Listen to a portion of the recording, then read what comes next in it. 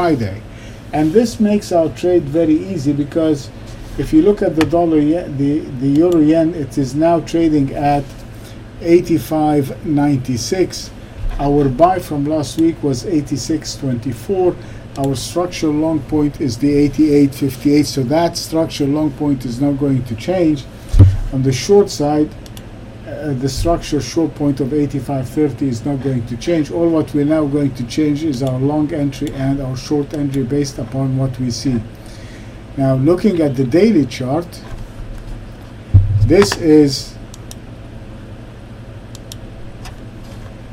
is a good setup.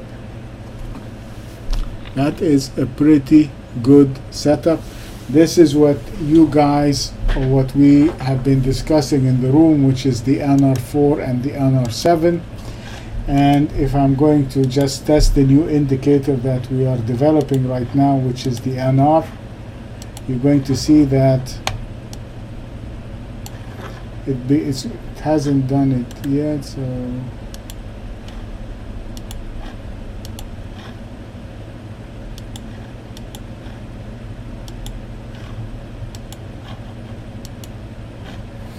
So this is going to be pretty much, this is a very nice congestion, tight congestion, narrowing congestion. It's all 1, 2, 3, all of them in this narrow, tight range with the bias to the upside. You see that the trend in the Aussie is to the upside.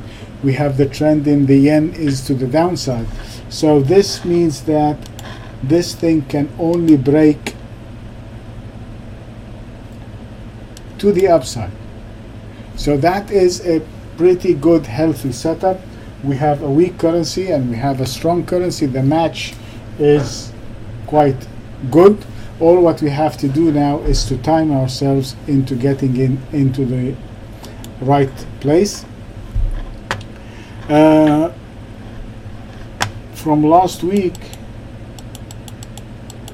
our long point was the 86.24,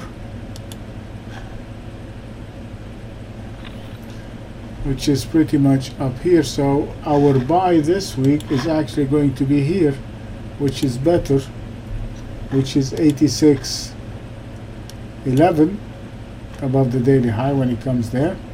And our short is going to be, that's actually is good, below the 85.75. So if I'm going to buy it above 86, I have to place my stop right there.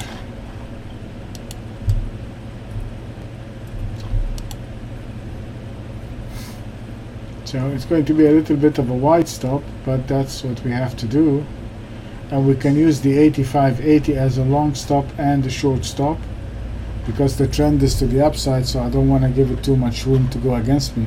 So especially if I'm taking a counter trend trade to the downside, then my short stop is usually tight. If I'm taking a trade in the direction of the trend, I can use a wider stop.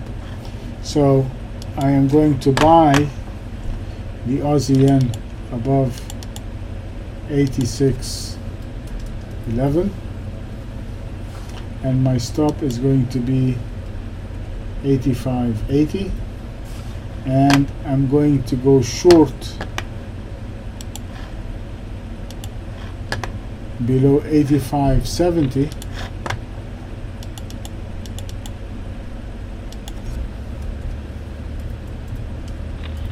and my stop is also going to be the 85.80, so I'm risking about 10 pips on either side. My structural long point is the 85.58, remains the same, and my structural short point is the 85.30, remains the same. They are not going to change because they are the same from last week. So for the Aussie yen, we're going to buy the Aussie yen above 86.10. If I do, I have a structural long point at 88.58, so I have about 250 pips move to the upside from that point, which is good. And my stop is going to be the 85.80. I'm risking about 30 pips on that trade. On the short side, I'm going to go short below 85.70. I'm going to use also the 85.80 stop, and my structure short point is the 85.30.